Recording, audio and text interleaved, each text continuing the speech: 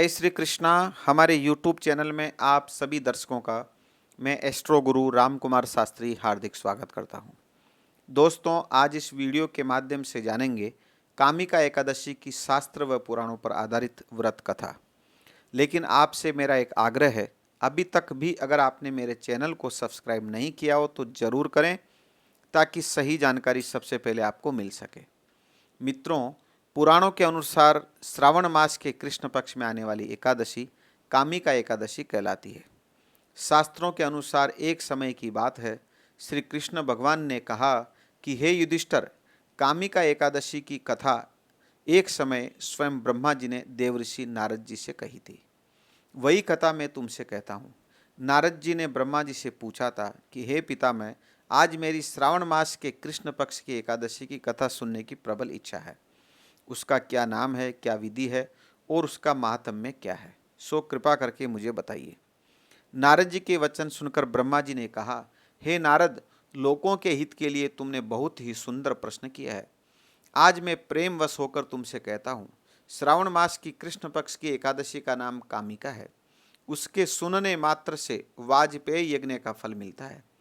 इस दिन शंख चक्र गदाधारी विष्णु भगवान का पूजन होता है, जिसके नाम श्रीधर, हरि, विष्णु, माधव, मधुसूदन है। उनकी पूजा करने से जो फल मिलता है सो ध्यानपूर्वक सुनिए। जो फल गंगा, काशी, नैमिषारण्य और पुष्कर स्नान से मिलता है वह मधुसूदन के पूजन से मिलता है। जो फल सूर्य व चंद्र ग्रहण पर कुरुक्षेत्र और काशी में स्नान करने से, समुद्र, वन सहित पृथ्वी दान करने से, सिंह राशि के बृहस्पति में गोदावरी और गंडकी नदी में स्नान करने से भी प्राप्त नहीं होता है, वह आज भगवान विष्णु के पूजन से मिलता है। जो मनुष्य श्रावण मास में भगवान मधुसूदन का पूजन करते हैं, उनसे देवता, गंधर्व और सूर्य आदि सब पूजित हो जाते हैं। अतः पापों से डरने वाले मनुष्यों को कामिका एकादशी का व्रत और विष्णु भगवान का पूजन अवश्य करना चाहिए।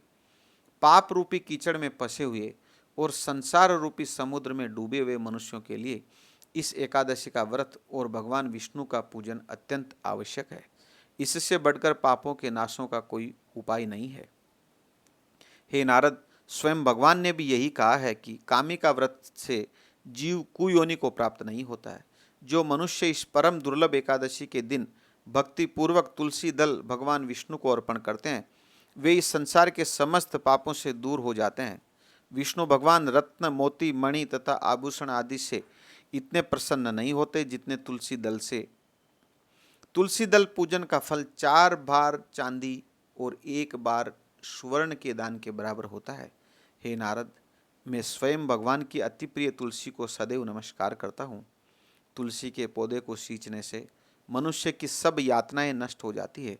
दर्शन मात्र से सब पाप नष्ट हो जाते हैं और स्पर्श से मनुष्य पवित्र हो जाता है। कामिका एकादशी की रात्रि को दीपदान तथा जागरण के फल का महात्म्य बहुत ज़्यादा है। जो इस एकादशी की रात्रि को भगवान के मंदिर में दीपक जलाते हैं, उनके पितर स्वर्ग लोक में अमृत पान करते हैं, तथा जो घी या तेल का दीपक जलाते हैं वे 100 करोड़ दीपकों से प्रकाशित होकर सूर्य लोक को जाते हैं। ब्रह्मा जी कहते हैं कि हे नारद, ब्रह्म हत्या तथा भ्रूण हत्या आदि पापों को नष्ट करने वाली इस कामिका एकादशी का व्रत मनुष्य को जरूर करना चाहिए। कामिका एकादशी के व्रत का महात्म्य श्रद्धा से सुनने और पढ़ने वाला मनुष्य सभी पापों से मुक्त होकर विष्णु लोक को जाता है। दोस्तों, ये थी कामिका एकादशी की सबसे पुरानी कथा।